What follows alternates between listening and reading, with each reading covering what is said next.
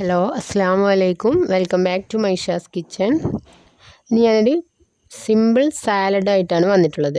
ഈ ഒരു ഐറ്റം നമുക്ക് ചോറിൻ്റെ ഒക്കെ കൂടെ ഉണ്ടെങ്കിൽ ചോറ് എത്ര പെട്ടെന്ന് തീർന്നു പോകുന്നത് തന്നെ നമ്മളറിയില്ല. അത്രയ്ക്ക് ടേസ്റ്റിയാണ്. എങ്ങനെയാണ് ഈ സാലഡ് തയ്യാറാക്കിയെടുക്കുന്നത് എന്ന് നോക്കാം. അതിന് വേണ്ടിയിട്ട് ഞാൻ ഒരു കക്കരി ചെറുതായി നുറുക്കിയെടുത്തിട്ടുണ്ട്. പിന്നെ ഒരു തക്കാളി, സവാള, ഉപ്പ്, കുരുമുളക്, പുളിയുടെ വെള്ളം. ഇതൊരു നാരങ്ങയുടെ വലുപ്പത്തിലൊക്കെ ഉള്ള കുറച്ച് പുളി വെള്ളത്തിലിട്ടിട്ട് അത് നീര് പിഴിഞ്ഞെടുത്തതാണ്.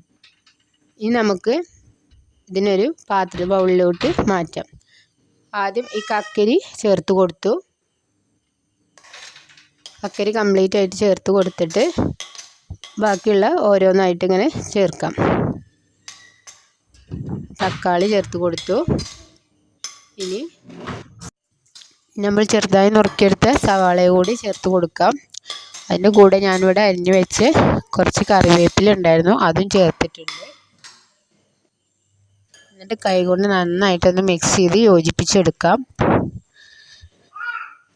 എന്നിട്ട് ആവശ്യത്തിനുള്ള ഉപ്പും കുരുമുളക് പൊടിയും ചേർത്ത് കൊടുക്കുക. അതിനൊന്നും പ്രത്യേകിച്ച് അളവൊന്നുമില്ല, നമ്മുടെ ടേസ്റ്റിനനുസരിച്ച് കൂട്ടുകയും കുറയ്ക്കുകയൊക്കെ ചെയ്യാം. എന്നിട്ട് നന്നായിട്ട് കൈകൊണ്ട് യോജിപ്പിച്ചെടുക്കുക. എന്നിട്ട് നേരത്തെ പിഴിഞ്ഞ് മാറ്റി വെച്ച് പുളിവെള്ളം കൂടി ചേർത്ത് കൊടുക്കുക. നല്ല കട്ടിയിലുള്ള പുളിവെള്ളമാണ് കേട്ടോ, ലൂസൊന്നുമല്ല, നല്ല കുറുന്നനായിട്ടുള്ളതാണ്. അതും കൂടി ചേർത്ത് കൊടുത്തിട്ട് നന്നായിട്ട് മിക്സ് ചെയ്ത് യോജിപ്പിക്കുക. അപ്പോൾ നമ്മുടെ സാലഡ് ഇവിടെ റെഡി ആയിട്ടുണ്ട്. നല്ലൊരു അടിപൊളി ടേസ്റ്റുള്ള സാലഡാണ്.